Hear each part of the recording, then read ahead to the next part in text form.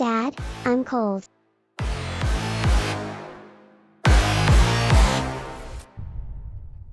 Hello, everybody. I think, yeah, okay, my mic is on. Cool. Hi, welcome on in. Sorry for all those who saw a notification promising that Lady QEW would be here. She is not here tonight. Tonight we're back on one-player games. Yeah. Also, sorry about that, joke.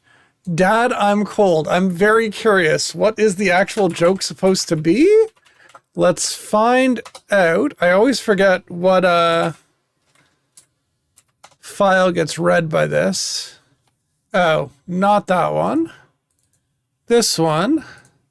So many blank spaces. Okay, but I do like this joke, so let's save that. Dad, I'm cold. Go stand in the corner. I hear it's 90 degrees. Better joke. Hello, RJ Helms. Hello, SNK Tarma. And hello, Buttons. I hope you enjoy your lurk. As much as Fire Truck Cat hopes you will. Yeah, so welcome on in. We're continuing along with Atari games. And in fact, we're going to start by revisiting one that we've seen. Out of Square. Oh no, Petulant Cobra. That's unfortunate. I will say my apartment floor plan, should I ever, it has choices.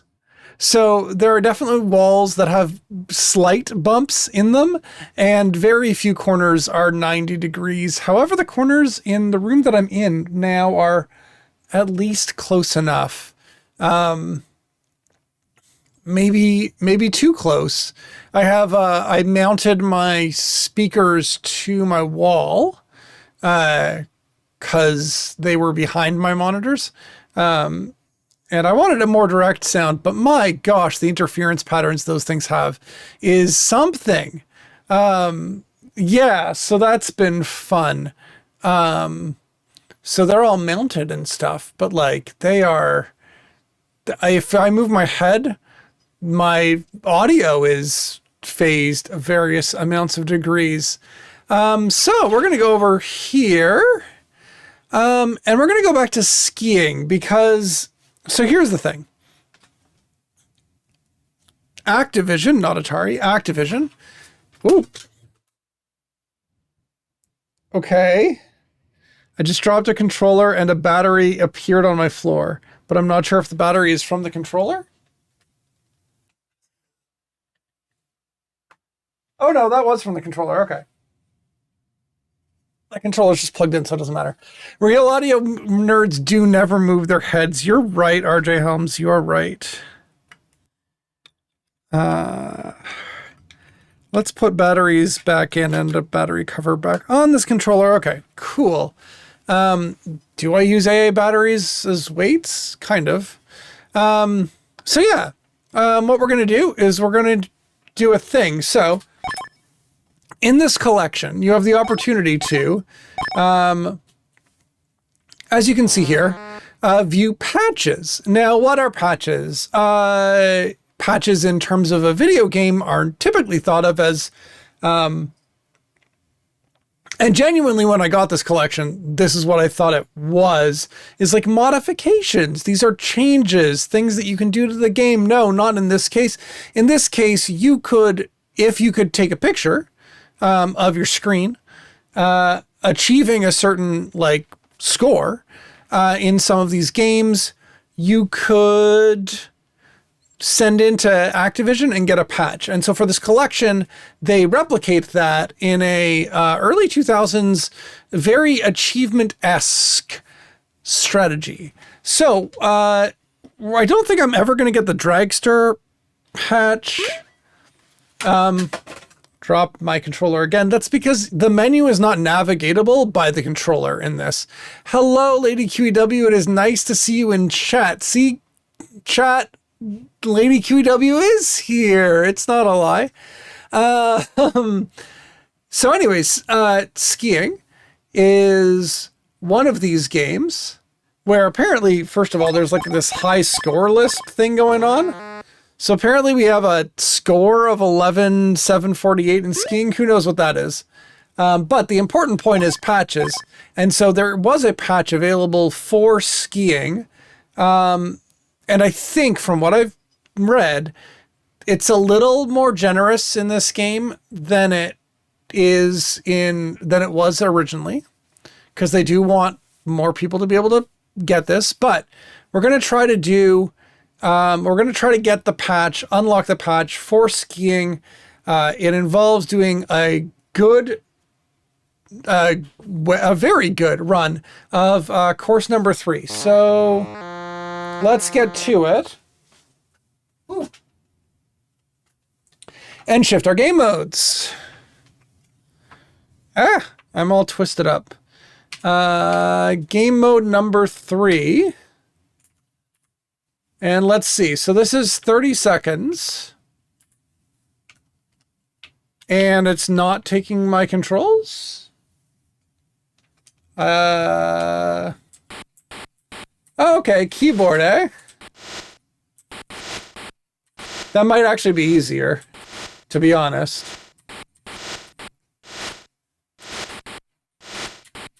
So basically, we're trying not to do that thing where we hit a tree.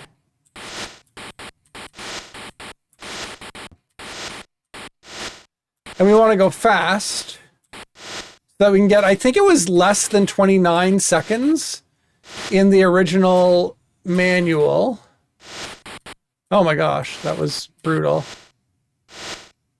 But that was 35 seconds and we hit a tree. So let me just quickly, I'm going to, where is it? Do this. Make things a little blurry for a second while I reconfigure controls. Yeah, I will do that.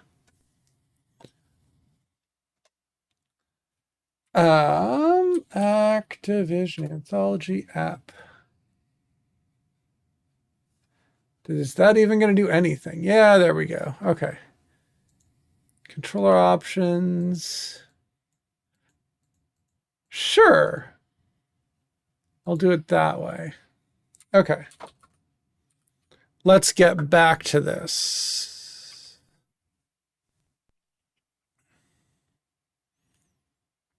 Oh, and we get to see an intro to this game collection again. That's always fun. What intro will we get to see this time? Ah, yes. Why did the chicken cross the road?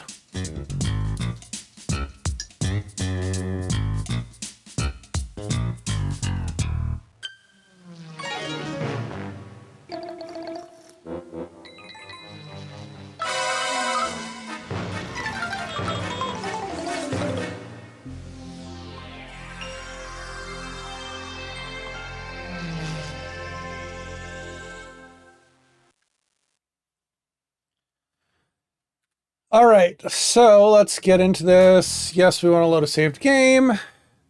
Skiing is now a high score of 3,500. I don't think the high score works well on a game like skiing. Let's play. Game mode 3. Right. And then I can just press a button. Ooh, and so there I missed a gate. And for every gate you miss, time is added. And that's why missing a gate is bad. So I don't think that I will be able to get this badge this time. So we had a high score of 35, was it? We're not gonna get that. But we're looking for somewhere around 34, 33, I think. So we were close last time, but we are not close this time. Now, again, on this course mode, see 42. Not good. On this course mode, what you're looking to do is move as little as possible, and it is memorizable. I swear I thought I was going to hit a tree there. Oh, and I missed that gate. Shoot. I hit the flag on the wrong side of it. Woo. Ooh, and I missed that one too. So like, oh right, and I can just restart.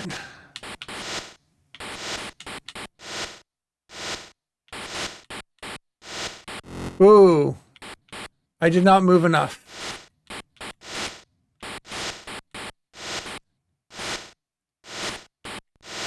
Ooh, I just moved that time. That's got to count for something, right?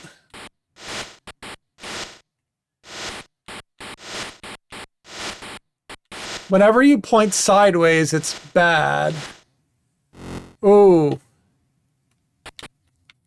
Come on. That didn't even get me anywhere.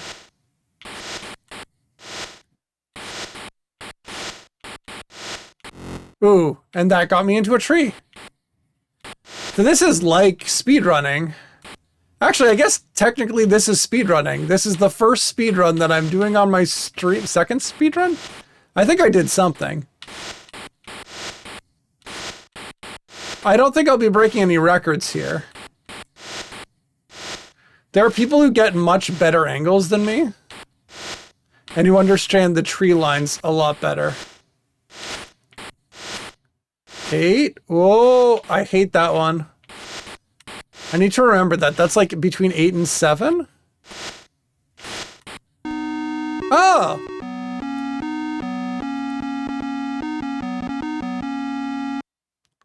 That was probably the most advanced music we've heard so far on 2600.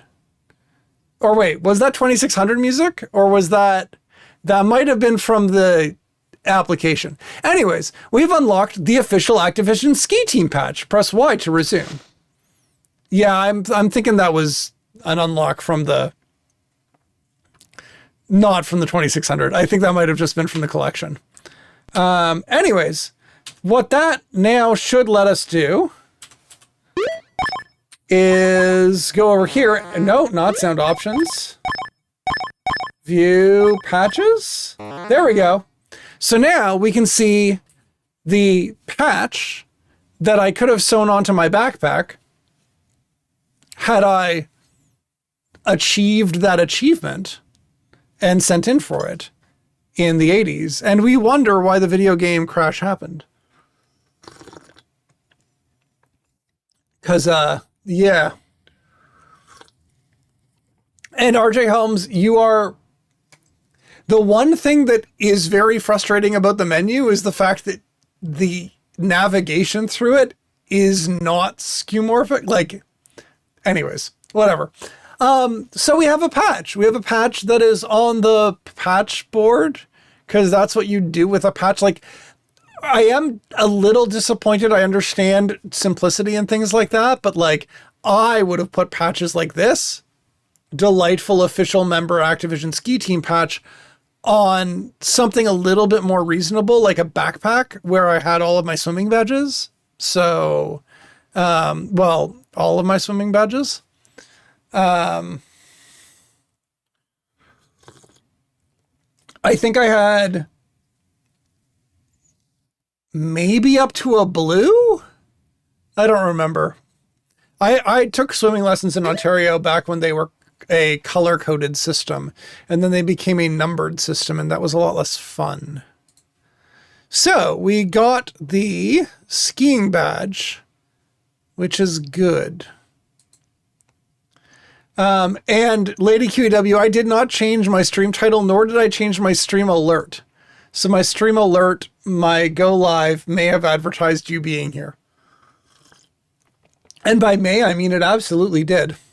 I need a checklist. I need one of those things where I can look through it and be like, yeah, this makes sense. It was bad.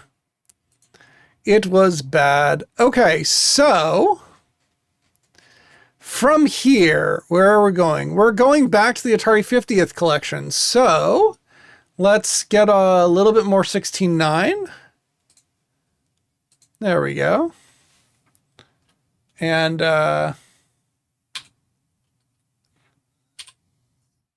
we'll save the game and we'll quit.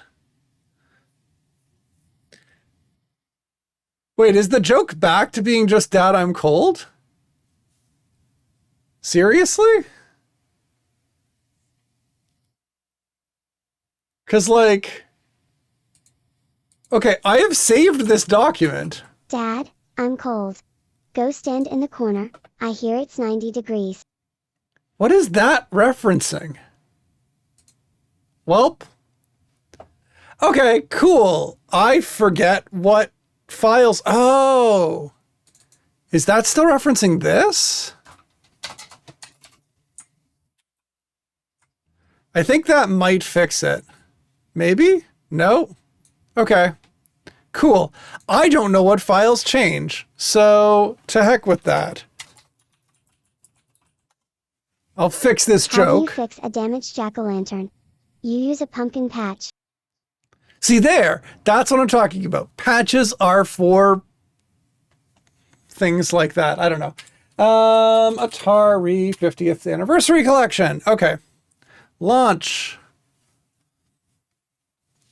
This doesn't have a fun animated intro that is randomized every time, which is sad. Also, just in general, the volume level on this particular collection is kind of low. I wonder if there's options for that.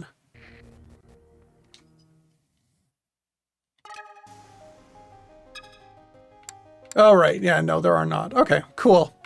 So we're back on Birth of the Console, now having played some Activision games. Yeah, arcade to home. We've played those as well. We played some 3D Tic-Tac-Toe. We played some keyboard stuff. We've looked at some Activision stuff. We played Adventure. I remember that. Did we play Dodgem yet? When did Dodgem come out? Are they doing another thing where this is radically out of order on me?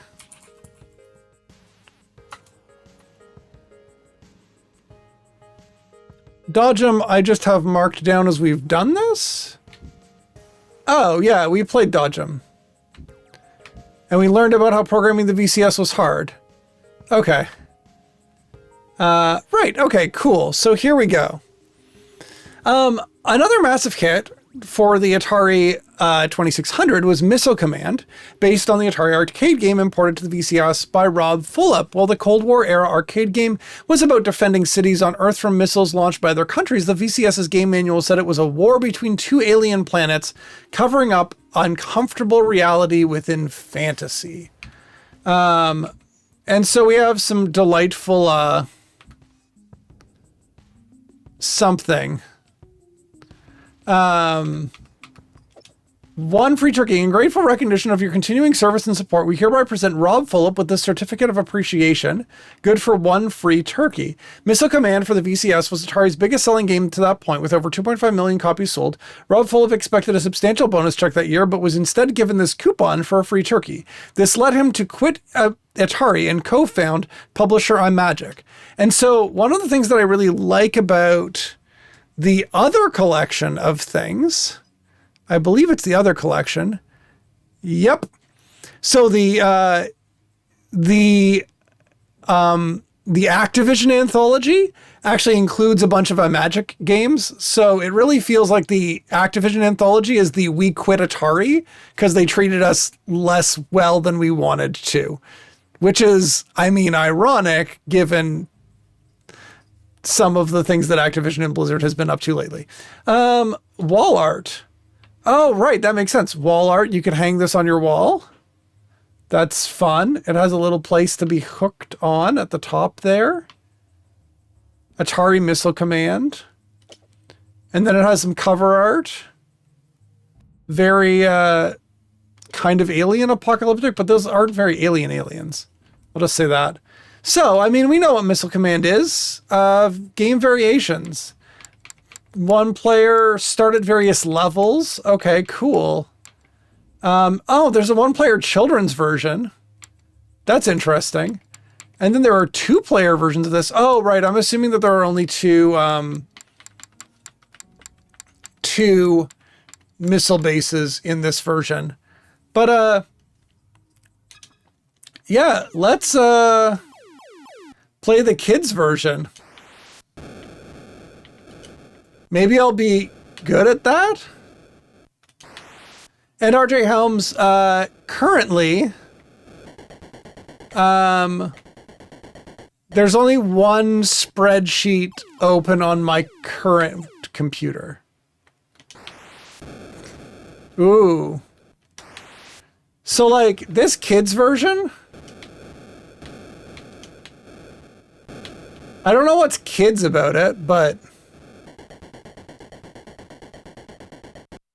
I feel better at playing this version of Missile Command than the Xbox version. Not the Xbox version of the arcade version. Which I was actually revisiting. Because, you know, Missile Command is fun and all, but I hadn't actually checked to see if I could get my mouse working on my Xbox One Series X yet, and it turns out I can. So that's good. And yeah, I do have a lot of spreadsheets open around the house.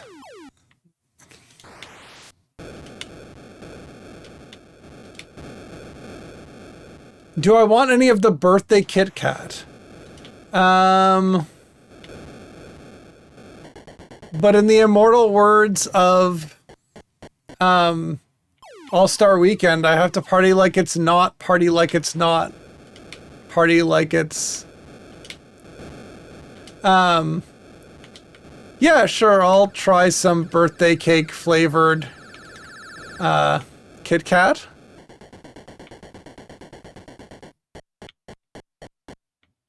So I think this kid's version is nice and easy and doesn't get faster. Oh my gosh. It just like launches more missiles.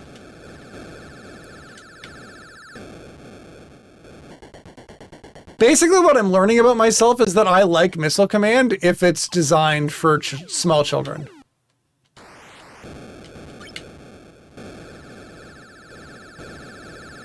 Oh my gosh. Thank you, Lady QW.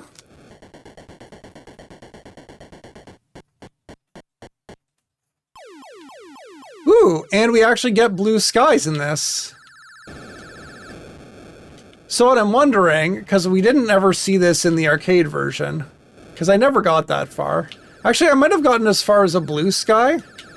Oh, come on.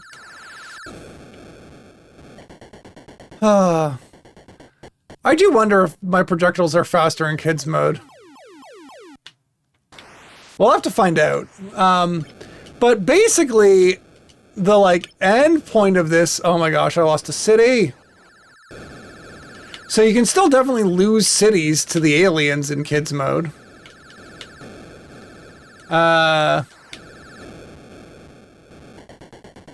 Maybe you get more ammo? I don't know.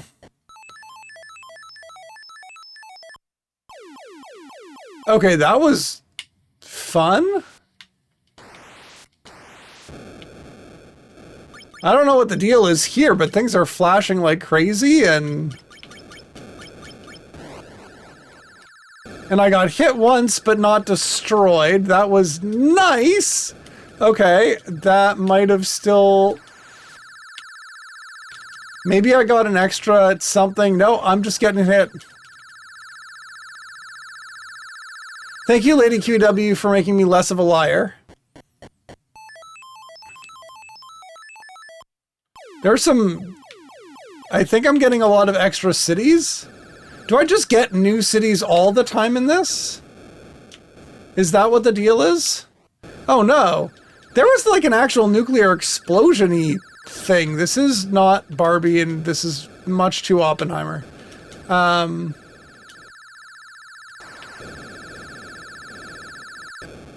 Okay, cool. I hope I get that city back. This is true, Lady QW. This is very true. I'm also not sure, just from the perspective, this does seem to be... Uh-oh.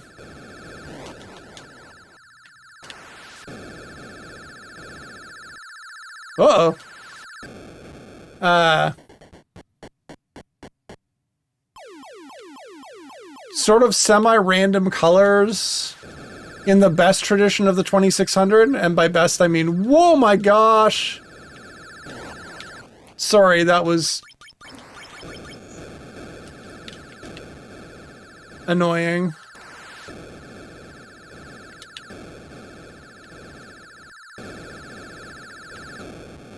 Okay.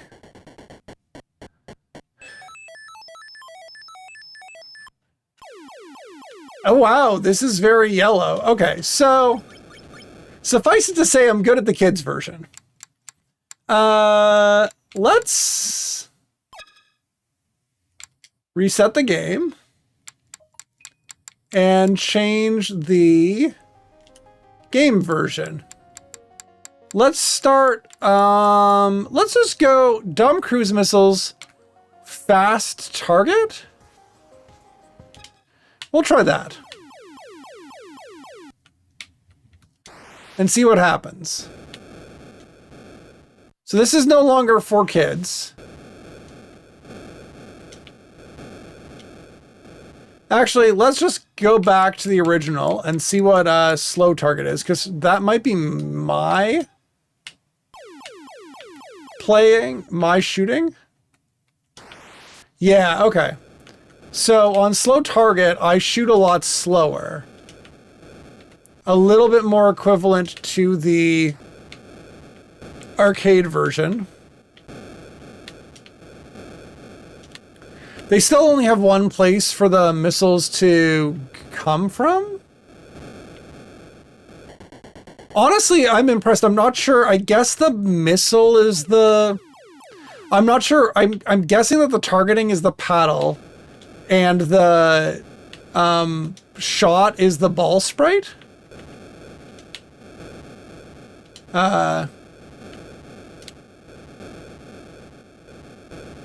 So in arcade Missile Command, I have a high score of about 18,000.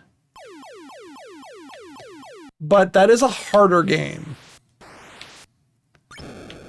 We'll see if I can get 18,000 in this. I'm assuming in two-player mode they give you 2 targets. It's not just alternating. The angles that the missiles travel on also seem to be less random. I don't know if that's just a limitation of the graphic. Like, I don't know how they're doing their vectors, if they're doing it by, like, number over, or if they're actually doing proper vectors. Oh, boy. Woo! I like how when I shoot really close to the ground, the explosions don't hit my city. Because that's definitely how explosions work. Also, this controls really well with a joystick. The original Missile Command, of course, was a trackball arcade game. Okay, Rip City. Hopefully, I will be able to regen one of those. I don't remember what the default for getting a city again is on arcade. Oh my gosh, I'm losing a lot of cities. Whew. But I think I had it set at 8,000 for a city regeneration. I do not like those little things. Well, that city was already gone, so we don't care about that one. I do like the...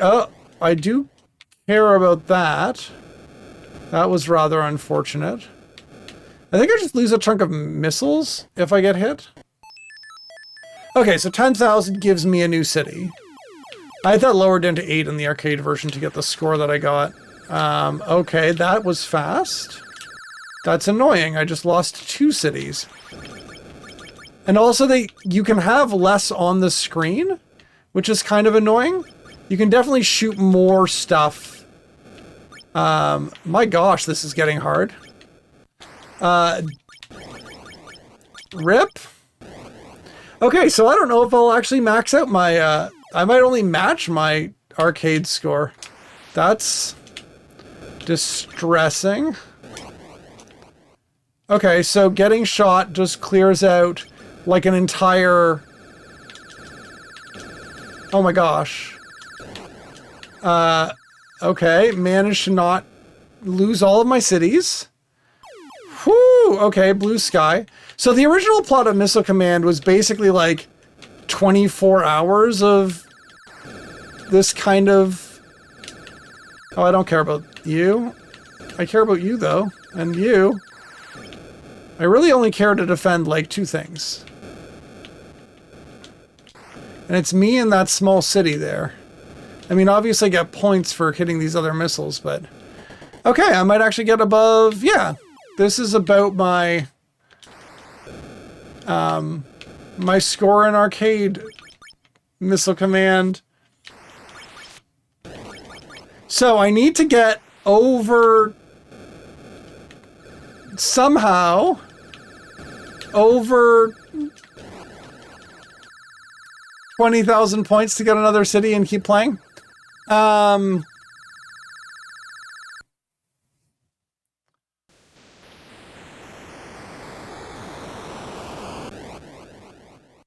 So that there was the game of Missile Command for the Atari 2600. All right. So then I believe we are going to continue in our arcade ports, but I could be wrong. We are Warlords, sort of a combination of the arcade games Breakout and Quadropong. Warlords was a 4-player kit in both the arcades and on the VCS, whereas programmed by Carla Meninsky. Have you played Warlords today? Not today. Defend king and castle in this electronic battle royale. So Warlords would be paddle control based, I think. Oh, they say tips and tricks, eh? Hide the captions, hide the controls. Special offer, you can save $12 if you get a second pair of paddle controllers. That's pretty sweet. The battle begins. Contestants struggle to break through the enemy fortress while shielding their own walls from attack. Each hit weakens the defensive armaments. An opening, a carefully aimed shot, ricochets off the far wall, penetrates the castle defenses, and with a blinding flash, the first warlord vanishes. Only 3 left. On with the battle! This is Warlords, an incredibly fast-moving game of skill, strategy, and quick reflexes. It lets up to 4 players enjoy breakneck Breakout-style action all at once. All you need are 3 friends and an extra set of paddle controllers. The Warlords playfield includes 4 castles with walls that are destroyed like the walls in Breakout. Players move their shields around the walls of the castle with their paddle controllers, protecting themselves from oncoming shots and directing the ball towards their opponents. When the defensive wall has been chipped away and openings appear, a well-placed shot will hit the warlord himself and eliminate him from the battle. It takes 5 victorious battles to win the war. Fascinating. There's actually like a winningness of this. Win 5 battles, win the war. There are 23 warlord game variations in all, including selections for ball speed, number of players, shield play. The ball will bounce off shields and ricochet variations. In catch variations, players can catch the ball, aim it, and then release it. And so that's actually a little bit different than the arcade version where you could do both. Here are some tips for improving your Warlord's playing performance straight from Carla Meninsky, the Atari programmer who created the game. The ball will travel either straight side to side, up and down, or at a 45-degree angle. There are no other possible paths. Knowing this, you can plan shots to rebound predictably off pool table style off of sidewalls. I will note that in pool, one of the things that is predictable is that, like, the angles are not restricted to like 8 directions, but whatever. Players facing each other top and bottom are far more dangerous to each other than those placed side to side or crossways on the field. Therefore, position the best players facing each other top to bottom to keep things even. It is much easier to destroy a VCS-controlled opponent than a human one. This might lead you to concentrate your attack on the human opponents first, eliminating them from the game while your own defenses are strongest. However, remember the strategic importance of the computer's shield even after the warlord its protected is destroyed. These shields continue to move along invisibly, following the same patterns they used while they were visible. Hitting one of these invisible shields will deflect the ball. Plan your shot well, and it can be a terrific surprise to your remaining opponents. By eliminating a computer foe first, you can create a powerful weapon for attacking human opponents. So what I'm learning there is that they just did not have a good way of removing those sprites from the playfield when things got hot. There's a special feature? What is this special feature? Anyways, it doesn't say anything. Special feature, this game program contains additional versions for young children. So this also has a young children. Oh, there, we actually saw that on the box there as well. The previous box. So this is a cute little thing that they've added. Special like child versions of things. I'm kind of weirded out that they're included, but nothing was included in this collection. So 4-player is default. We're going to not do 4-player. We're going to go down to 1-player. We'll probably go fast catch. That seems to be the relative default here. So I am orange, I think. At least it's responding to me. Oh my gosh. Ooh. Okay, my warlord is very close to being dead. And when the screen flashes, you can see the other shields like having at their fun. Oh my gosh. Okay. So like, oh boy.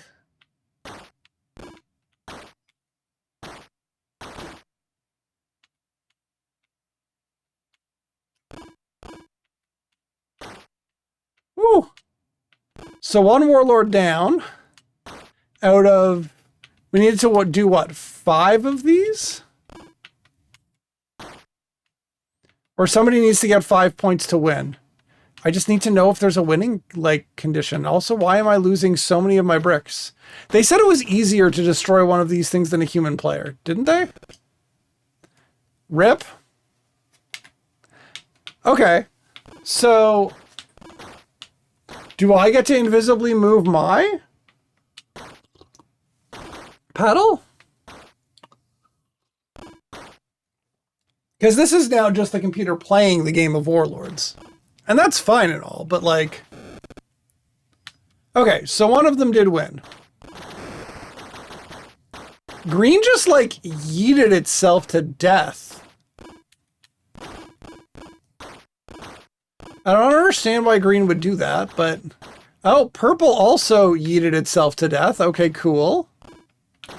I think part of the reason it's like easier to pull this off is... Well, you can yeet at another player. You don't have to yeet into your own warlord.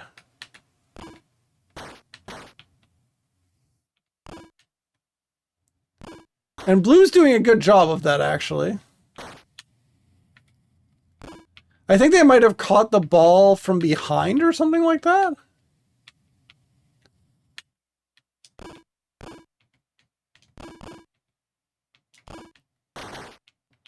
Ooh.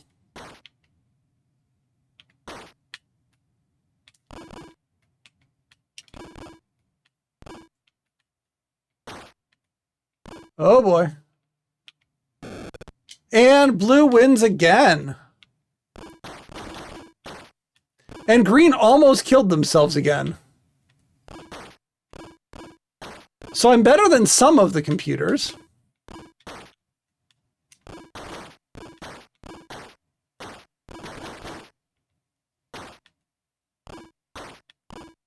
I just need blue to die.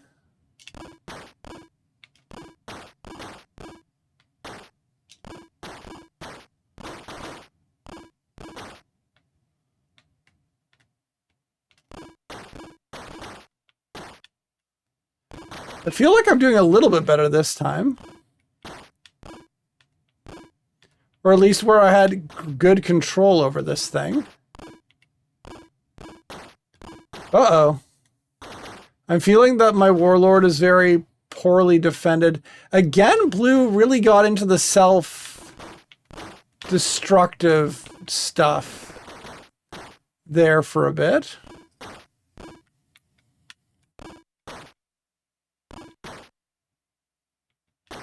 Ah, shoot. I was almost there to catch that.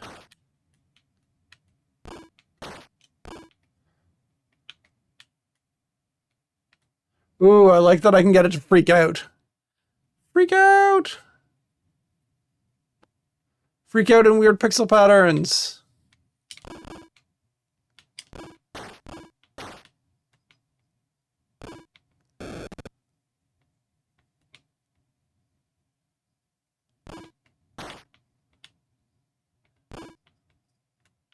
Come on. Ooh. I just want to like... Oh, that was close. Ooh. Haha. I got one. And green died again with the disastrous not moving out of the way of the ball. I'd really appreciate it if blue could do that too.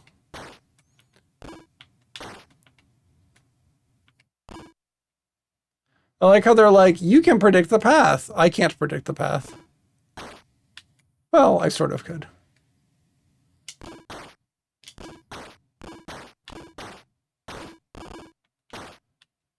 Rude.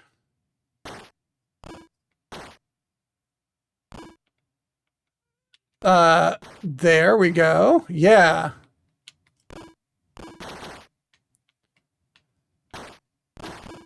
Ha. Ooh, almost got purple out. Which would, like, I don't know, matter more if, like, it wasn't blue that's the real enemy. Oh, there goes purple. Blue almost did the thing. So what I need to remember is that angling down towards purple seems to be my best bet against blue. Uh-oh. I almost destroyed my own warlord there.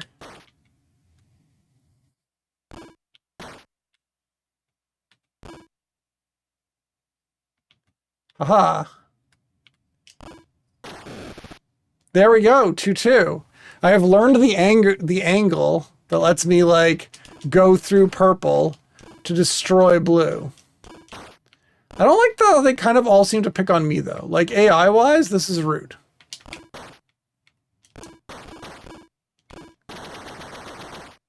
Woo!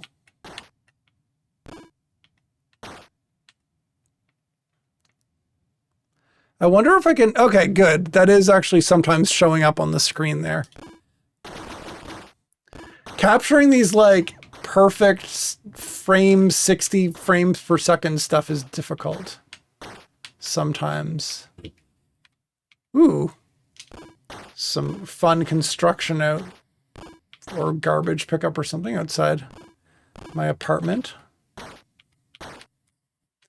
Ooh. There we go. Yeah, that's right. I'm in your base attacking your warlord.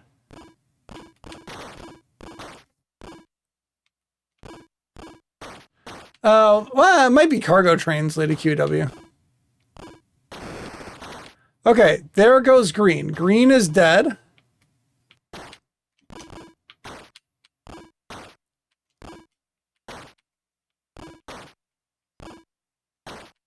I don't know what this one is trying to accomplish. Like, blue's having some fun. Ooh. Gotta be careful there.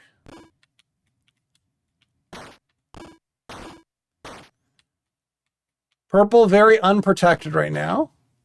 But I am also very unprotected. Okay. Well, purple won that round. That's fine.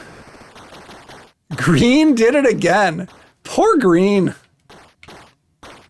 That's like at least 4 times that green has just completely wiped itself out.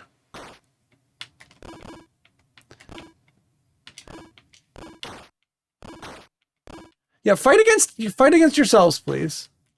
Thank you.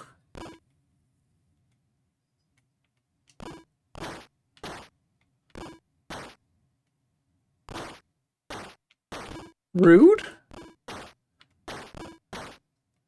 Why you gotta be so mean?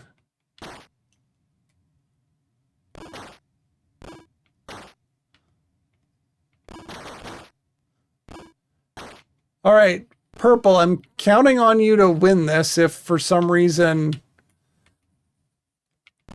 I lose rather quickly. Well, with the fact that so far I haven't caught the ball.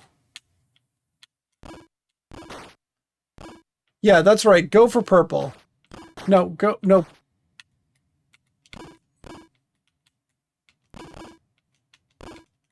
Not what I meant to do. Okay, purple's gone at least. One less thing to fire. Okay. Fine. How come you guys never destroy yourselves? There's got to be like some sort of math error as to why green constantly like, as soon as it can, just like...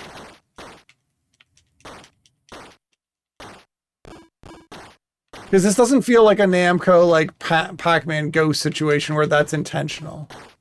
Ooh.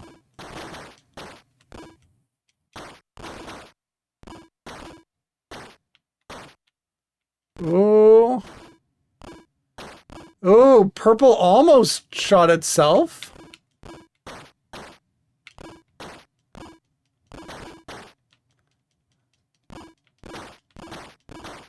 Oh, and green is going full in on attacking itself.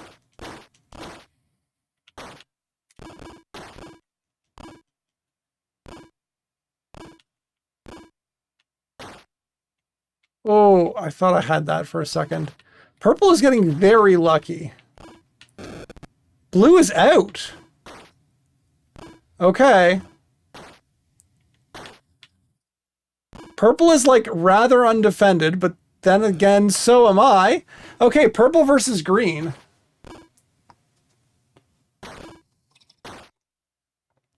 Purple is less defended.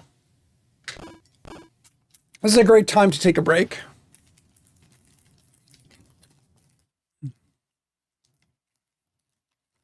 While we wait for these to battle it out.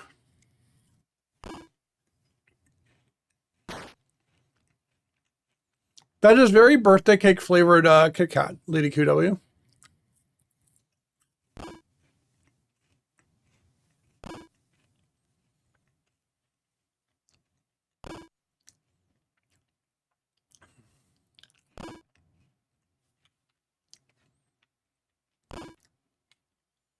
Can I mess with this?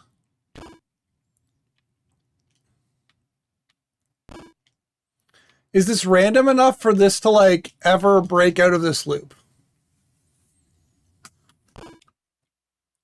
Have we just discovered screensaver 19? Oh, apologies. Because from a spreadsheet perspective, these are the details on missile command for the 2600. Whoops. And these are the details for warlords on the 2600.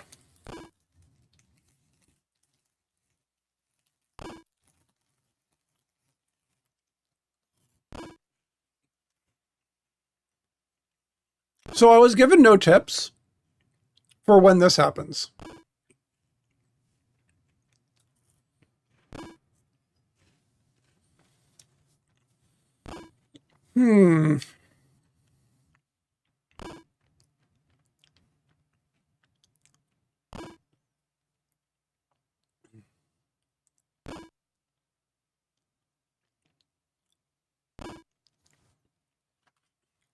I don't think there's anything I can do about this. I'm trying to like interfere as a ghost, but it's not letting me. Okay, so we're restarting. I just wanted to see what happened when like somebody won. Okay, let's change our game variation then to one player fast ricochet and see if this gets anywhere.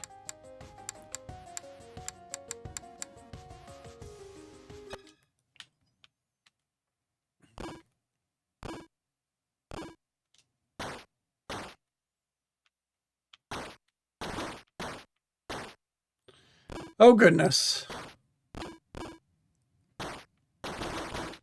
Okay, in this version, it's way easier to destroy yourself. That's totally fun.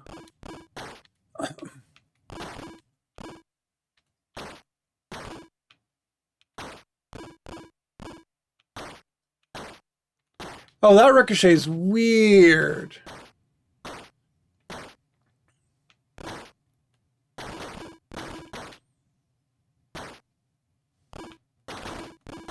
Oh boy.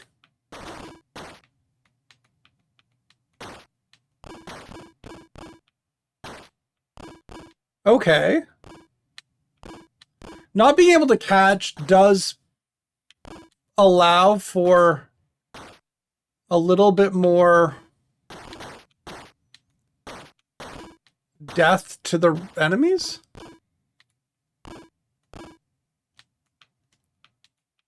I don't know what pressing my button does, if anything at all. Oh, but I do just lose. Again, I am sort of wondering if, like, my loss can at all. Like, I am seeing myself sort of in the hiddenness. Can I interfere with this at all? I feel like no. Because I feel like I've definitely been in the path of the ball a few times, but green gets a win instead of a loss, so that's good for the green team.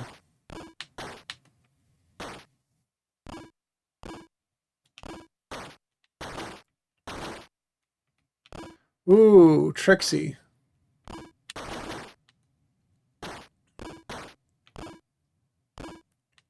The ball definitely behaves a little weird in this version.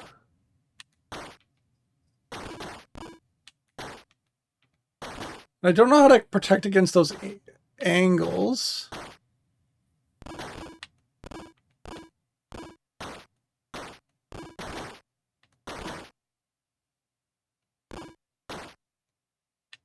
Ooh. Okay, so green is dead.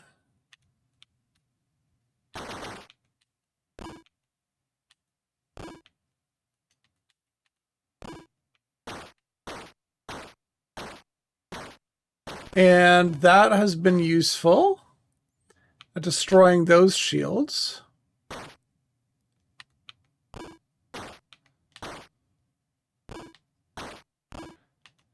I feel like I don't have a good angle on either blue or purple for the purpose of, like, actually getting their warlord. Also, this feels like so many, like, random card games in terms of describing this. Like, oh yeah, and then you get the warlord, and it stays in the house, and you can only attack it if you have the right suit, and, you know, things like that. Okay, so purple gone. I'm just hoping for no more ties. And not in, like, a despising formal wear kind of way. But just to, like... Oh boy. Blue is moving slowly. But also, I have lost almost all of my bricks. And I'm at this point just hoping for some sort of fluke where this blue thing knocks things backwards into its own warlord, because that's what I almost did.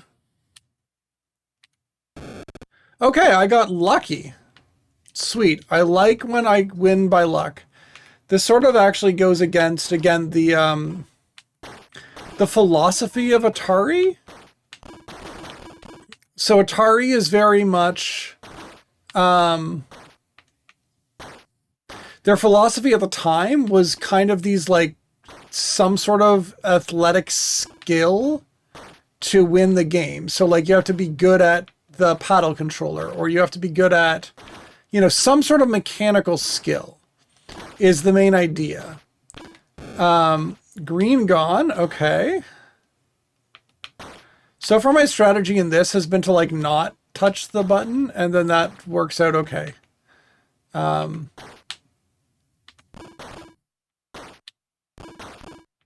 It was Lady QW. So, okay.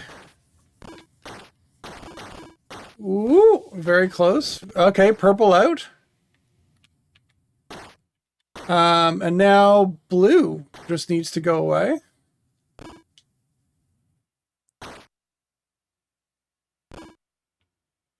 And like, if I can stay right here, this seems like decent because like the blue enemy is not capable of really dealing with this effectively. Oh, or I am also not good at that. Can't badmouth the enemy too much here if I'm going to have issues like that.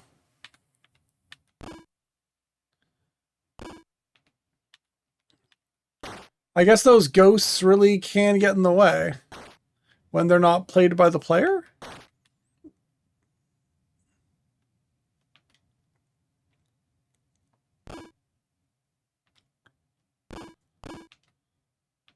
It feels like this is less likely to end in a stalemate. And not only because I just lost to blue. Okay, so far it's fairly even between me and the various players here. I'm just going to stay in this corner because they seem to be attacking each other when I'm here. Or themselves, largely themselves. I expect purple to be out any second now.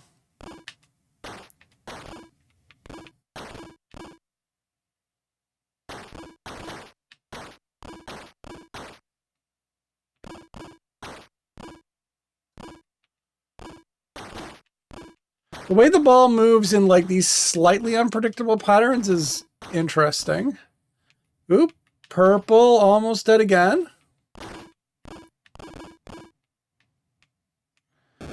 Okay, purple's gone. So somebody will have 2 points after this. Somebody. Won't be blue. What kind of magic do Plumberry. cows believe in? Moodoo. Plumberry, thank you for redeeming Recycled Joke. I appreciate that. Hilarious joke. Nice to see you. How are you doing tonight? I hope you're faring better than purple or blue. I hope you're especially faring better than purple. Okay, we have 2 points. That's almost halfway to 5.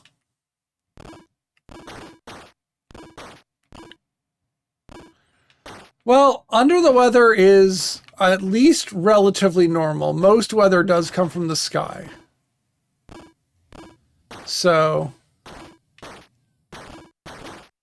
better under the weather than over the weather? Or better under the weather than under the ground? Guess that depends on whether or not there's a tube system near you. Okay. So the main thing is that if you hit the ball, it's fine. Generally speaking, the ball bounces away from you. Generally speaking, not always. But more often than not, if you hit the ball goes the other direction. Woo! I just really wish they had more angles. Because it didn't at least feel like the arcade version of this had so few angles. Oh boy, I need to sneeze. It's not a good life state for me to need to sneeze.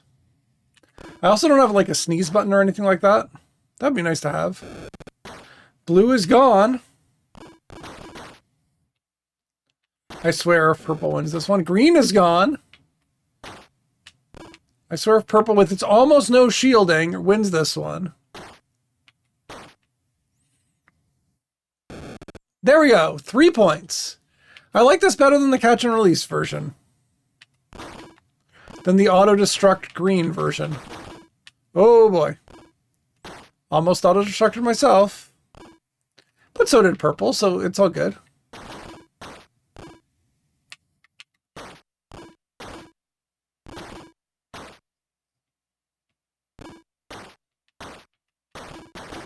Well, it's especially dark Lady QEW when you're over the weather because then you're in a starry, spacey sky, and space is very dark. Ooh, oh, yeah, there we go.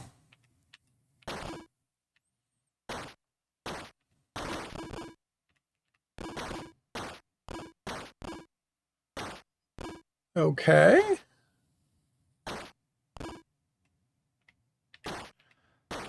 I like the long sections where I have no possibility to interact with anything, and so I just don't, and then I missed my one chance to touch the ball when I'm here, and then I lose. Okay, that was unfortunate.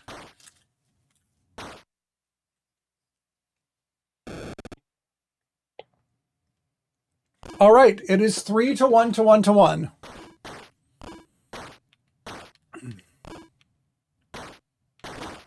I like the color of, I like the colors that they chose. I don't know how color balanced the encoding is for stream, but like it's a pleasant selection of yellow, teal, purple, and blue. Oh no, my fortress.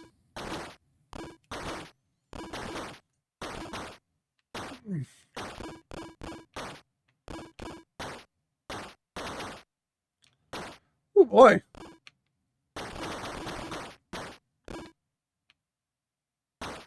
Oh, that so would have had purple if like there hadn't been a brick there. Or not. Okay, green is gone.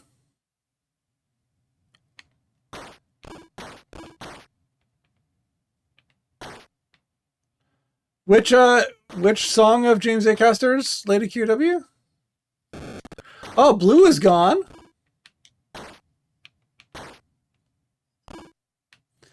Blue is gone. Purple has no shield. Why do I feel like I'm the one who's gonna die?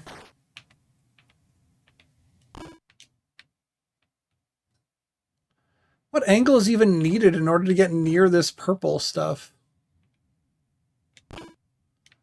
Like, that's the main concern that I have, is that there's just no, like, getting... Oh, there we go. That worked out well. 4, so this is... Oh, yeah. K-E-T... Yes. Yes. I do remember that now, Lady QEW. Okay, so we are on the tip. This is game point. 4 to 1 to 1 to 1. We've won the battles, but we haven't yet won the war. I don't know if that was also true. I feel like the arcade version didn't have an end. It just wanted quarters. The end was financial. Now, I don't know what's going to happen if this does. Like, is it just going to do the normal thing where it just stops? Is that what we're setting up for here? Like, when I get told that there's a win condition, I very much want to pursue it. Green is out of the contention. Only blue and purple can ruin my shot. I mean, also physics, also math. Like, there's a lot that could ruin my shot. The code of the game in general, the ghost of the green one that sometimes interacts with the ball, but like not always. So that's just generally confusing. Purple's dead. So now all we need to do is kill the blue one.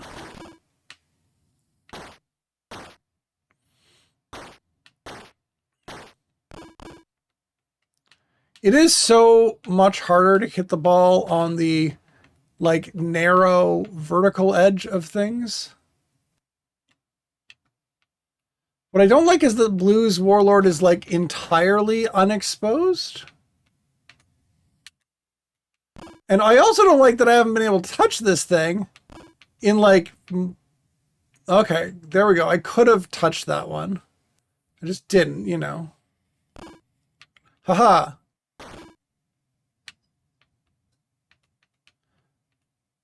I feel like this gets... The problem with this game is like chess. It gets like less interesting as time... Like, it gets less active as time goes on. And it doesn't have the, like, excitement of chess's endgame, where, like,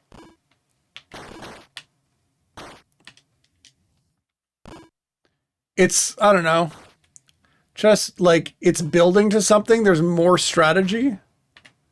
Oh my gosh, that was close. Okay, 5. And then it just ends. Okay, there we go. That was Warlords for the Atari 2600.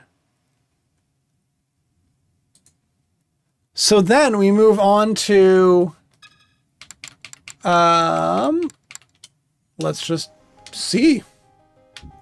Ah, yes, not even any more information about this. We get Asteroids for the 2600. Spreadsheet updated. See, I'm on top of it now. Asteroids, 66 video games of Asteroids. Let's see what the heck it is that they think is so fancy. It does involve, there are some younger version things of this, but we have 1-player hyperspace bonus. Right, this is one of those things where it's like, if there's bonuses, how many are there? How often are there? We can set with the difficulty whether UFOs and satellites are off or on. We'll set those on. There are flips, there's no feature, there's the children's version, and then there's 2-player versions of, like, most of those things. Right, I guess the button is what they're talking about in terms of feature. Anyways, it's really like, when you're talking about modifying the bonus level, it just feels like this isn't 66 video games. Like, even at least Air Sea Battle had some, like, differences in gameplay. A little bit. You know? I like Shield. So Shield was from Asteroids Deluxe, if I'm remembering correctly. Hyperspace was from Asteroids, the original arcade. So yeah, we'll do bonus every 500. We'll go fast. Ooh, I like that we get the music. So obviously not vector-based. We kind of get how I had mapped the controls. Oh my gosh. All right, because, oh, back is how you trigger that. That makes a lot of sense. I was like, wait a second, I only have one button, and that's fire, because I do need to fire. Oh my gosh, the targeting on that thing is so much better. This is like a much chunkier, like from a sound effect perspective, this sounds more like, if you've ever played Duke Nukem 1 for the PC. This is giving me huge vibes of like that from a soundscape perspective.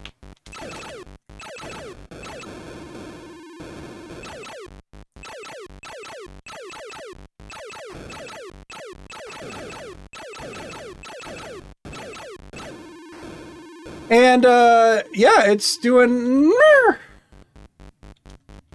You can see by all of the flickering that this is a push of the Atari's... Wait, what was beeping at me? Why was it beeping at me? Oh my gosh. Oh, because I got an extra life. I see. I understand now. I like the colorful rocks.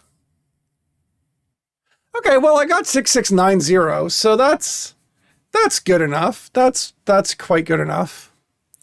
Okay, so that is Asteroids. We will complete that. Complete that, finish that, whatever, complete that. Yeah, that's Asteroids. Yeah, complete that because we finished things. So now, what am I looking at? This is... Let's see what they have as next. Okay, so they're going to talk about Atari domination. In 1981, Atari had an estimated 80% of the home video game market and accounted for 1/3 of Warner's earnings, pulling in over $1 billion in revenue. Warner's success during that period was widely credited to the explosion of home video games. The really, really important thing about video games is that they're a media product like writing or like movies, but they're dynamic and they're interactive. This is actually the first time that such a thing was possible. It's actually a historic event. Todd Fry, designer of Sword Quest Fireworld. So apparently Sword Quest Fireworld had, by this collection's claim, a designer. Hello, Kate. Nice to see you in here. Here's a place where your job is to come in and make stuff up. You just gotta have something clever and new at the end of the day that didn't exist at the beginning of the day, and that's a good day's work. Howard Scott Warshaw, designer of Yar's Revenge. So, instead of jumping right into Super Breakout, which was from 1982, we're actually going to stick in 1981, if I can find it, and see what this is. So, I think we're going to look at this, Dawn of PCs, because this is going to take us a little bit back in the timeline. Atari gets personal. In November 1979, Atari entered the burgeoning personal computer market with a pair of 8-bit machines dubbed the Atari 400 and the Atari 800. At $500, about $2,000 in 2022, and $1,000, about $4,000 in 2022, these were considered to be low-cost machines. One key selling point was that they could be connected to a standard television, not an expensive monitor. In the 1960s, the phrase home computer would have been considered science fiction. But as microprocessor technology rocketed forward in the 1970s, Atari was able to create low-priced machines that connected to televisions. Suddenly, the dream of the home computer was a reality. And I mean, they say suddenly, but I mean, I would point out that, like, not so suddenly that Atari did this, but like, I mean, the Apple II was, the Apple I was a low-priced machine that you could connect to most computers of the time you could connect to a television. In fact, that was very popular in the 80s. CGA as a color scheme was very normally connected to composite monitors. You could definitely do that with a bunch of other machines. This is not Atari uniqueness, but I digress. Look at this. It's a computer with a floppy drive. Oh my gosh. And a tape drive. Oh, so delightful. I miss those little tape drives. So the Atari 400 was a defining feature was the mono-panel membrane keyboard, which is lower cost and could better survive a drink being dropped on top of it, but otherwise made typing a laborious chore. Its low price, though garnered it twice as many sales as the 8000. So these membrane keyboards are... they are a thing, but you can see the 4 controller jacks at the bottom. That's 4, unlike the 2 on the Atari 2600 VCS. But those membrane keyboards. A selection of Atari keyboards. You have it has many roles. It can be the educator, with programs like States and Capitals and Basic. It can be the program, like with Basic. It can be the communicator. That's, oh man, is that like a modem? Like, oh, that's sweet. Where do they talk about that one? The Telelink cartridge and an interface module, acoustic interface modem. You can receive a free hour of connect time each to the Dow Jones Information Services, the CompuServe Information Services, and the Source, America's Information Utility. That is some retro stuff. In this television commercial for 1981, a young entrepreneur extols the virtues of her Atari 400 computer for work and play. How's business? Terrific. How do you keep track of your customers? My Atari 400 home computer. Excuse me, Dad. Why Atari? Shopped around. It's a lot of computing capability for such a low price. You use it a lot? Sure, life's not all fun and games. There's homework I even program. Uh-huh. Atari has lots of software, not all the others do. And of course, only Atari has games like Centipede. Game? Well, Let's rewind this and try to get the captions to work. Terrific. How do you keep track of your customers? Okay, no captions on this? Excuse me, Dad. Why Atari? Shopped around. It's a lot of computing capability for such a low price. You use it a lot? Sure, life's not all fun and games. There's homework I even program. Uh-huh. Atari has lots of software, not all the others do. And of course, only Atari has games like Centipede. Game? Well, we executives have to unwind. Atari home computers. Only Atari puts so much in it for you. And so that was Allison talking about her Atari. We then also have the Atari 800. It has a full-stroke sculpted keyboard, more reminiscent of what you would have found on a Commodore 64.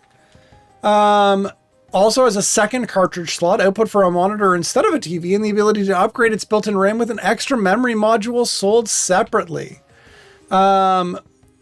This just much more business, less gamey, but of course you could play the same games. And then in this television, a dad explains why he bought the Atari 800 for his son. Bought a home computer, huh? An Atari 800 home computer. Nothing but the best for my son. Why Atari? Atari makes computers that, seem friendly, part of the family. Want to show off? Sure, they're real easy. Terrific software, huh? Nice graphics. And how do you like this for sound capability? Impressive. It sure is. So what's his first project? Soon, the alphabet. A is for airplane. Atari home computers. Only Atari puts so much in it for you. A is for airplane, so we are learning. And the first gaming PC is what they're going to claim here as well. Is that the direction? Okay. Cool. So yeah, Allison is cooler than the dude and his son. But let's learn from Atari former Atari engineers David Crane and Jerry Jessup, and game designer Ed Fries discuss how the first Atari computers were really just souped up game consoles and why everyone was just fine with that.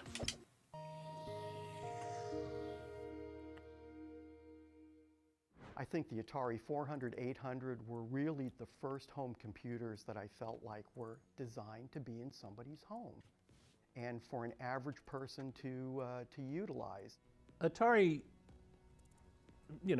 made some interesting decisions over the years. I mean, they were #1 in the world in making video games, but they saw home computers were coming. And Apple II was out, and they said, we got to compete with Apple for computers. So it came down from on high that we were going to make a computer like the Apple II, but better in some way. Yeah, in some way. The engineering department said, hey, we're video game people. Why are we doing this? But they were told, you will do this. So what actually happened was the engineers made the Atari 800 into the next best video game player. It had all the sprite capability, it had coprocessors in there. The first GPU in a computer was probably in the Atari 800.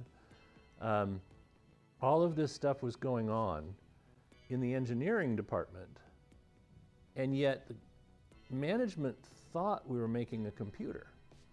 We were really just making a video game that we could make cool games on. My participation was mainly on the prototype pre-production side. We had this very sophisticated, allegedly sophisticated, internal interactive test system called the PIT system that we couldn't get. Valid Plumberry. Labor Day 1979. Can you guys work overtime over the weekend? We need to hand build some production units because we need to put them complete through the entire process. They need to be completely finished, consumer product in the box. We need these for J.C. Penney's so that they can make the holiday catalog. So we worked, I actually didn't leave Atari for about 3 days. That is a weekend of work. And it was like 4 400s and 4 800s to ship on Monday to J.C. Penney's. They received them at their warehouse. They took pictures of them for the catalog, and then they immediately shipped them back to us. That was it. That's what we needed to do to get this product out. My main contribution to the Atari... I'm convinced that Excel was just created so that they could eventually put a flight simulator into it. Lines and squares and circles and vector graphics drawn into the bitmap of the Atari 800 and put them into the operating system so that I didn't have to put it in any of my games. So I could borrow from the operating system stuff that I'd put in there and use it when making games. So yes, we were tasked with working on the operating system, but we did it our way. We did it in the video game method. The idea came up that maybe I could get one of these machines for Christmas, and I thought I was going to get an Apple II because that was what I had at school and what I thought was cool. But I got an Atari, and it was an Atari 800 with a tape cassette drive.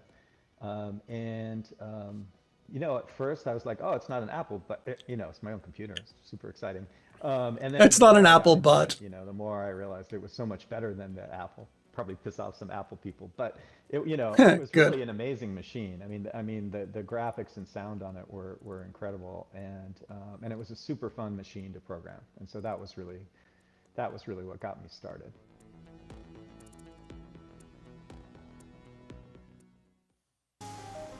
And the Atari, honestly, like it was quite the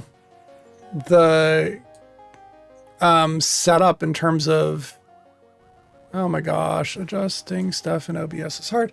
It was quite the computer. Like a lot of stuff did get ported to the 800, 400, what would fit.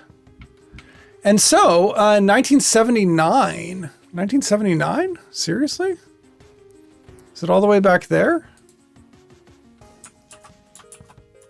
Let's find this.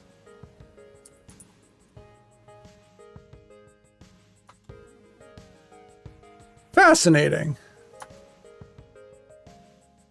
Okay, for some reason I have this listed way later in 1982, but that's fine. Oh, I might not have the Star Raiders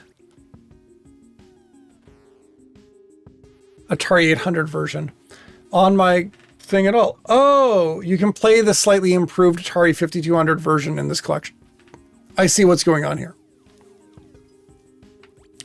So we won't play the Star Raiders, this lie of a cover art right here, because if we go to play, it's going to be the Atari 5200 version, and that came out later. But when Atari's computer marketing department de-emphasized gaming in favor of more serious applications, the fact remained that the 400 and 800 were very capable gaming machines, as exemplified by exclusive game Star Raiders, which was a massive early hit. And you can see the cover art for that looks oddly Stargate-ish, well before Stargate.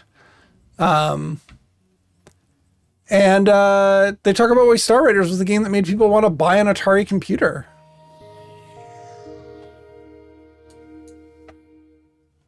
We had access to the 800, 400, you know, pre-production models for probably a good year before they ever hit the marketplace. And I would literally every weekend check out an Atari 800 and prototype Star Raiders and spend the entire weekend playing Star Raiders. It was just absolutely phenomenal. I couldn't get enough of it. One of my favorite games in the 800. I really liked Star Raiders. I still play that today. I still bring up my Atari 800 and play that occasionally. Star Raiders was the killer app. Star Raiders was to the 800 what Halo was to the Xbox. And Halo was the killer app for the Xbox. You really, pretty much everyone bought it with the system. It was the system seller. It was very well done. It had a lot of depth. It was easy. It had easy modes where people could get through it, and you could work up to the harder modes. And the harder modes just made things a little more difficult. They didn't penalize you for getting good at the game. So, what did I do with my 800? And I actually did buy an Atari 800 in the company store, and I paid full price for it, full employee price. And I played Star Raiders, because that's what you did on the Atari 800. You know, there was a lot of great stuff about, you know, storing recipes and doing this and learning things. And I did go through some of the learning things, but I played the living daylights out of Star Raiders, which was, I think, probably for a couple of years, the most phenomenal game you could play outside of an arcade. Star Raiders does look fun. And we will get there, I promise. We will in the Atari 5200 section get to that. The Atari 5200 really did take on some of, like, there's a lot of overlap between the 5200 and the 800 and the 400. Thanks to Atari's, I guess, saving money and repackaging a little bit what a 5200 is. The Atari 830, before fiber and Wi-Fi, going online with your personal computer required slightly different procedure. The Atari 830 acoustic modem let you attach your telephone handset to your computer so you could dial up a local bulletin board and connect with other Atari users. So this is fully compatible with the Bell 103 and 113 series modems. Operates at up to 300 bits per second. It's interesting that they say bits per second, and not like baud. So that's interesting. It's a standalone FSK modem. I guess when they say up to 300 bits per second, I guess when they say up to, they mean because it's a 300 baud modem. So the interesting thing about this is that it really did require sort of a standardized telephone handset, but that was actually pretty typical of the time. So to just go on a little bit of a rant about telephone technology, it hadn't been that long since third parties were allowed to sell you a telephone. So when telephones first launched in North America, the telephone companies operated on basically what was called the central battery. I mean, which is still true today. Like, so basically telephones needed power. And so early 1800, like the earliest 18, like basically you would have telephones with a lead acid battery that you would like fill yourself locally. And then they decided that was kind of ridiculous. We should put the batteries, we should have big batteries at telephone like COs, central offices. And so it was sort of known as, like basically that meant telephones were cheaper, but you were connecting to the like wiring from your telephone company. It was powered from your telephone company, and the telephone companies for a really long time basically argued, hey, we don't want some third party equipment being attached to this stuff because they could short out like the telephone system, and that would be really bad. And so by the time that the 70s rolled around, you actually start seeing that getting rolled back. Third-party equipment starts getting allowed to be attached to these systems. It's sort of like now, obviously, you can hook up whatever telephone you want, but it really was like you will still hear stories about people who are still renting their telephone to this day from like AT&T or Bell. And that's because you had to rent a telephone. Like that was part of their money-making process. That's also why they didn't want you to, do anything from their, like they didn't want you to, oh gosh, what do I want to say? They didn't want you to do anything like, to buy something, because then they wouldn't have a constant stream of income from the telephone that you had. So these acoustic coupled headphones really did, like that handset was still relatively standardizable. Obviously you get into the 80s and 90s, and to have a handset that you can acoustically couple gets a little less viable. But they could design to basically a single phone handset, and that's pretty cool. In this commercial from 1981, families discover that many of their problems can be solved with an Atari computer, but not all of them. Atari brings the computer age home. Okay, Ma, what's the capital of Nebraska? Come on. I'm trying. Atari home computers can teach you or reach you with important information anytime, day or night. I already checked the computer. That is the problem, trying to access the internet in the late 70s, early 80s, RJ Helms. And if you're jump shot, or I suppose not the internet, but un-internet. Hey guys, how about a deal? The car tonight for Atari basketball. In fact, there's no end to your possibilities with Atari home computers. They're easy to use and afford. But best of all, they just might be the wisest investment you'll ever make. Watch this. Hey, Mom. What's the capital of Delaware? Dover. I told you she's smart. Atari home computers. We've brought the computer age home. All right, so that is a little bit of that. And we're going to take a look at some original cover art. It's actually signed cover art here. This is Caverns of Mars. So Caverns of Mars, we will first of all do a little bit of this. There we go. Caverns of Mars was part of the Atari Program Exchange. So in late 1981, Atari established the Atari Program Exchange, or APX, a division that would publish and sell the best Atari computer programs submitted by users. The biggest APX hit was Caverns of Mars by Greg Christensen, a vertically scrolling shooter in which the player infiltrated a cavern, set a bomb, then escaped. Atari later released this under its own label. So drop that volume again. That should be fine. So yeah, this is Caverns of Mars. Also plays on the XE game system and XE XL computers. But this was for Atari home computers. At the time, that would have been the 400 and the 800. So let's see what this is all about. Caverns of Mars.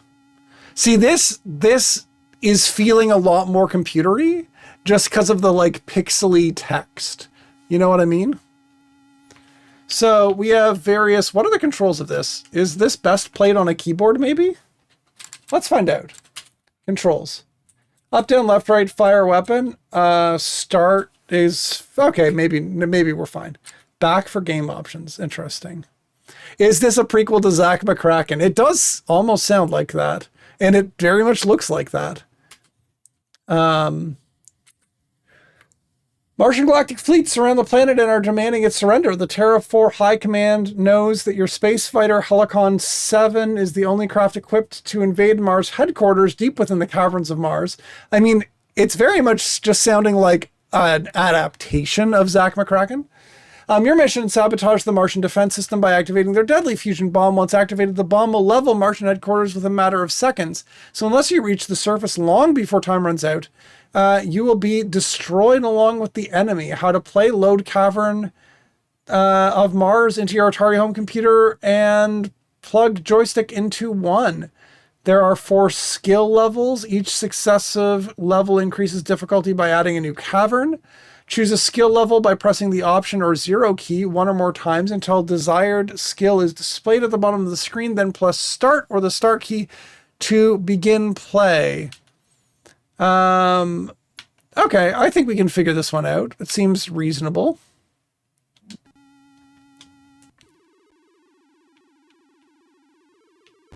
Oh, okay. We'll get there. Or we won't. Am I trying to destroy these things or pick them up? Okay, I'm bad at this game. Let's reset it.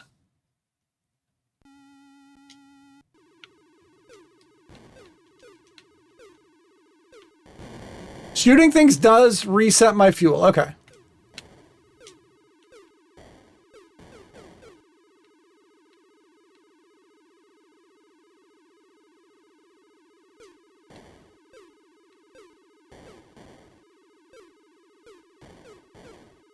Okay, this is a fun game. Apologies for not talking much at it.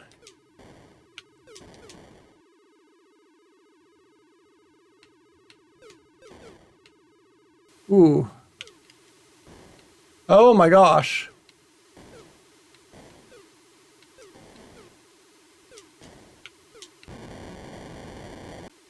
This is stressful.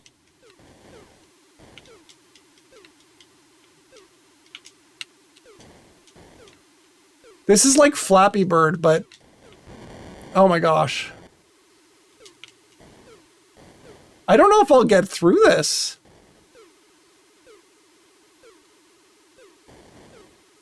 So you can only have one shot on the screen. I don't want to be on, like, when it gets that, like, set of 5 things, that's difficult. So high score is that. I'm just going to try to shoot as much as I can.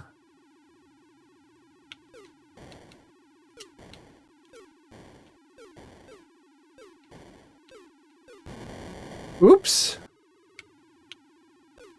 All right, I can move down.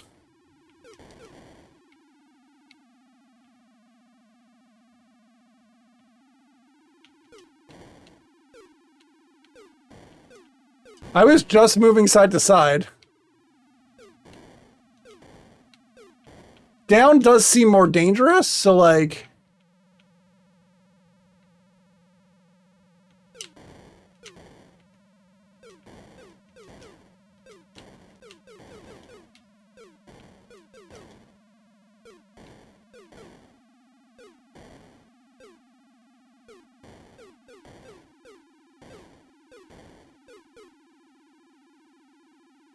Oh my gosh.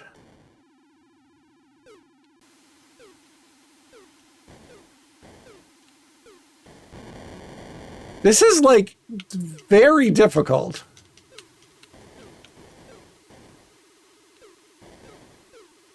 I'm having not good luck lining up my shots, I will say that. Ooh, I think I got through that thing that was difficult last time though. I think the F ships do refuel me? Oh. Am I starting at the top of this every single time? Ah. Okay, I can beat this on novice mode, right?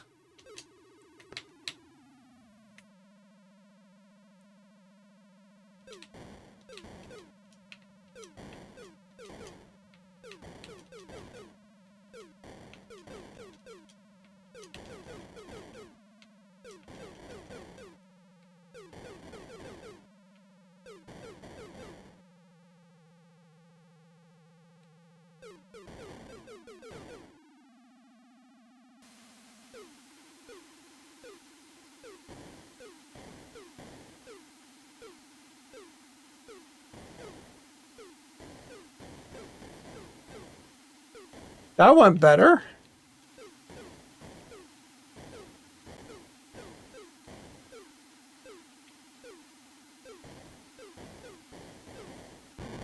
Ah, shoot. I think I start at the top of this section every time. Ah, shoot. That was unfortunate. This is not easy.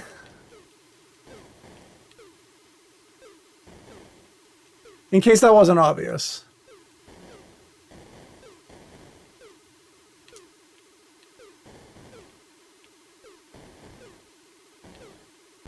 Oh, shoot.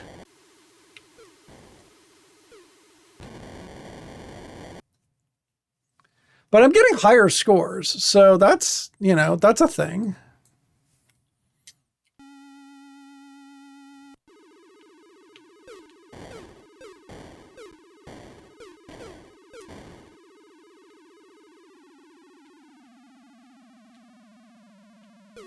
I don't know if you can hear that rumbling of things. That changes based on my height on the screen.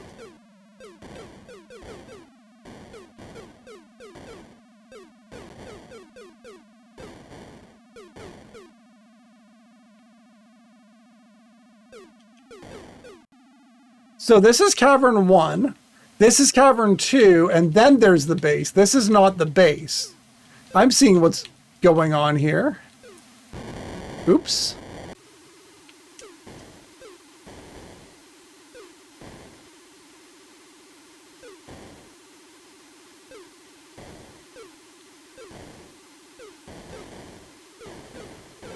Shoot! Whew, how did I even survive some of that? My gosh.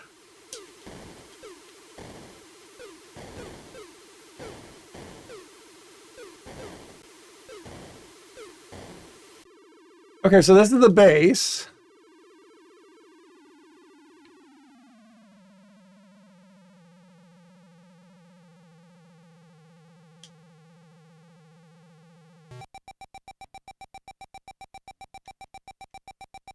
Enemy destroyed. Bomb timer set.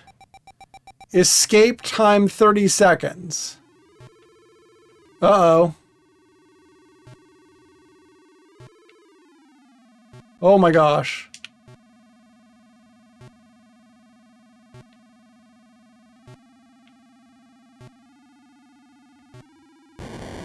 Yeah.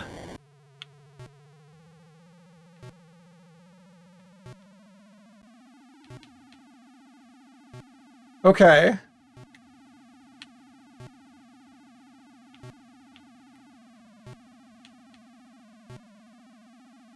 Navigating this in the other direction is...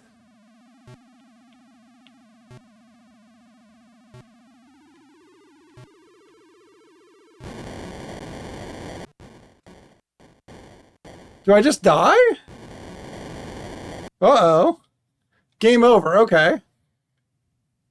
That's... Okay. I can do better than that.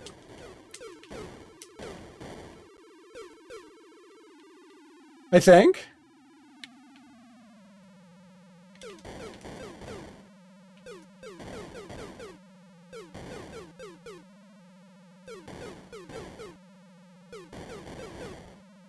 Maybe I don't want to be taking out all of these fuel things? I'm not sure. Oh, wait, I can't shoot on my way back up.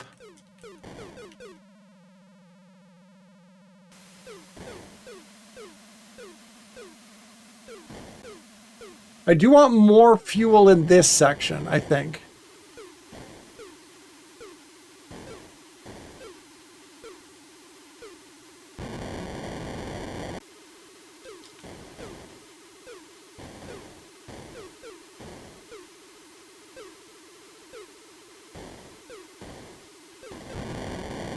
Shoot.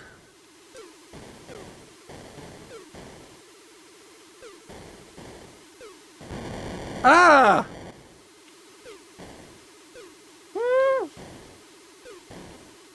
I'm trying to get too fancy. And it is making it very difficult! Ah!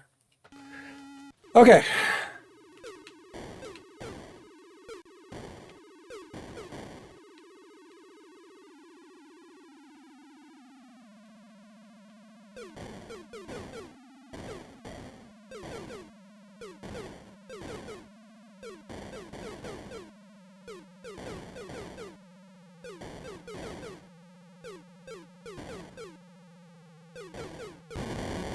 Shoot! I don't like losing lives that, like, early on in this.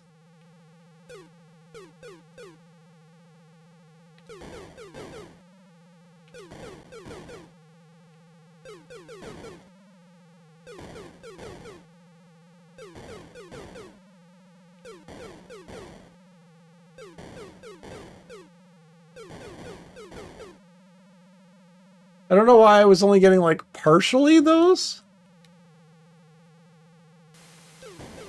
Oh my gosh.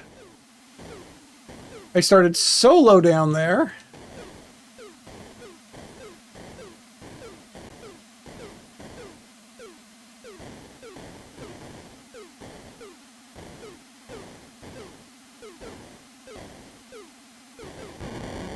Ah!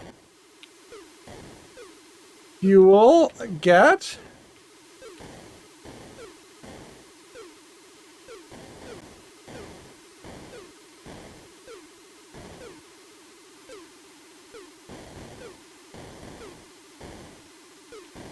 Oh, I'm taking too many risks.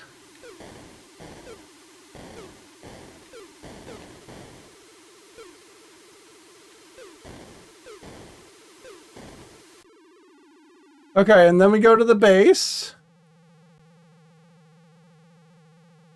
And this just feels like it wastes all of my fuel, you know?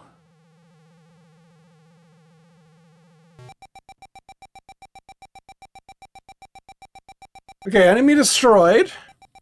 I still have 2 ships.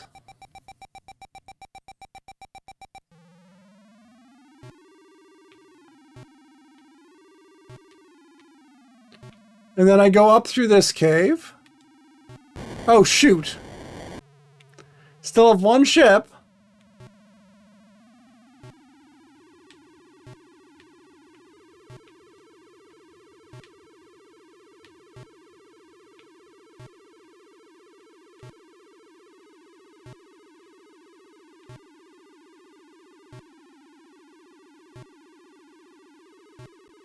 Can I make it out in time?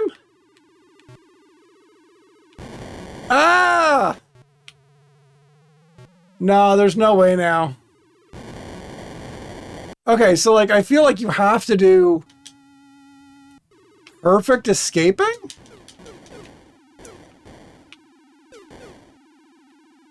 That's what it feels like anyways.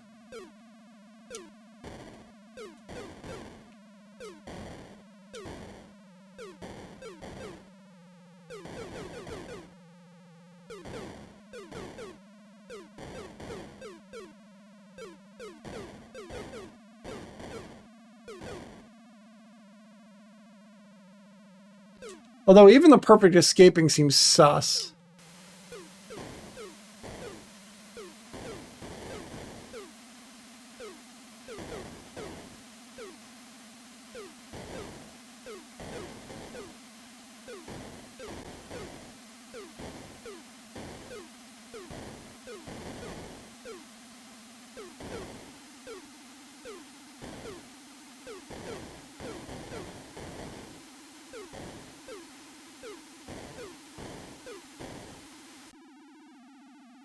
Okay, so we're going back down.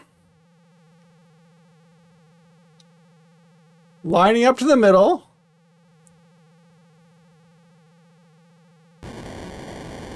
And I ran out of fuel. Oh my gosh. Okay, so at least you start off with maximal fuel when you reset this.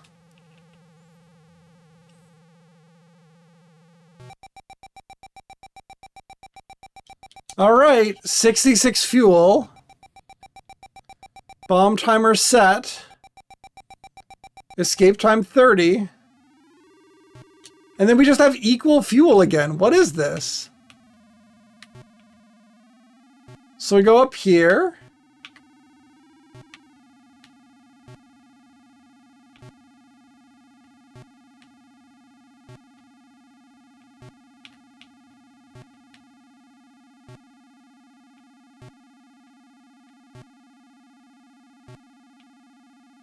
I feel like it's lose-lose at this point. Like, I feel like you can't mathematically win this.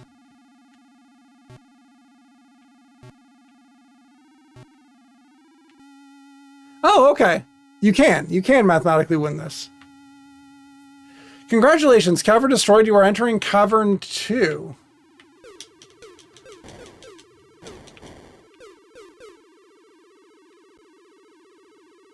Whew. Okay, this is a fun little game.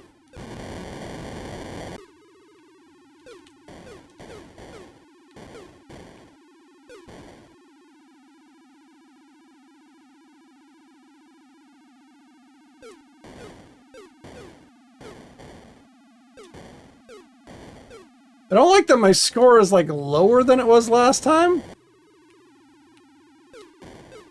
I guess it depends on where you die. Because, like, you can make up a decent chunk of score by just replaying certain easier sections.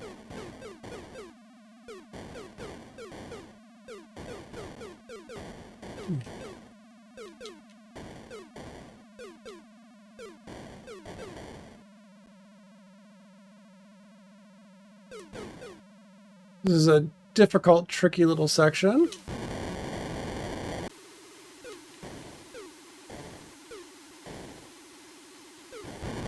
Oh, shoot. Okay, well, 28,800 seems like a perfectly good score to end on. For Caverns of Mars. I think that's reasonable.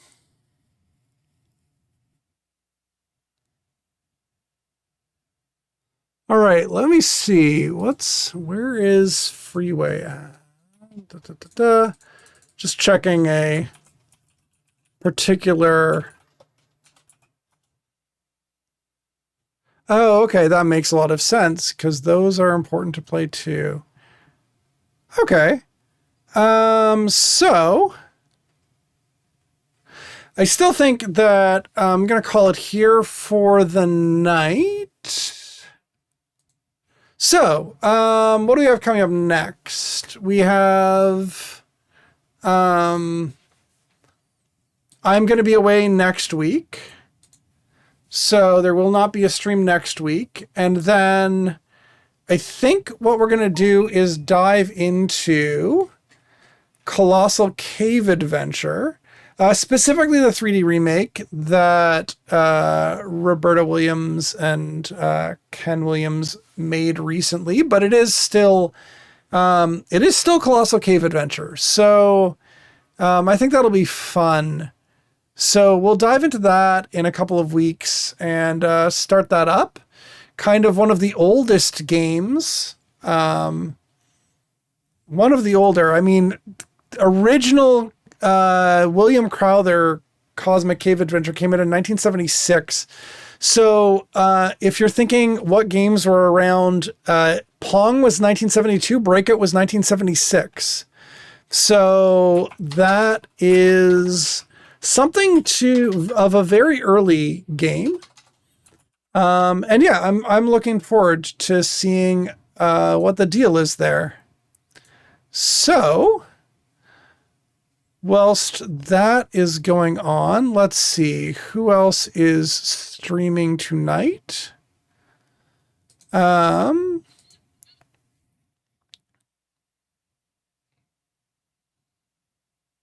Something kind of fun. Okay, that looks fun. Okay, so we're gonna go for a raid over to Lady Arcaders. Nice to see everybody. Lady Arcaders, is that gonna even work? I can definitely type. There we go. Hope everybody has a great night. Spread love, not trash. And yeah, Lady Arcaders looks like they are starting out a extreme difficulty showcase of Cook Serve Delicious. So that looks fun. It looks like they're just getting started out there. They have about 12 minutes to go, so you guys can all take a nice break before things get started up over there. But yeah, fun times. Yeah, always fun. Looks like they do stuff pretty often on a Thursday night. That's kind of cool. I like getting to raid whatever they're putting on. So let's go over there, and I'll say goodbye to all of you.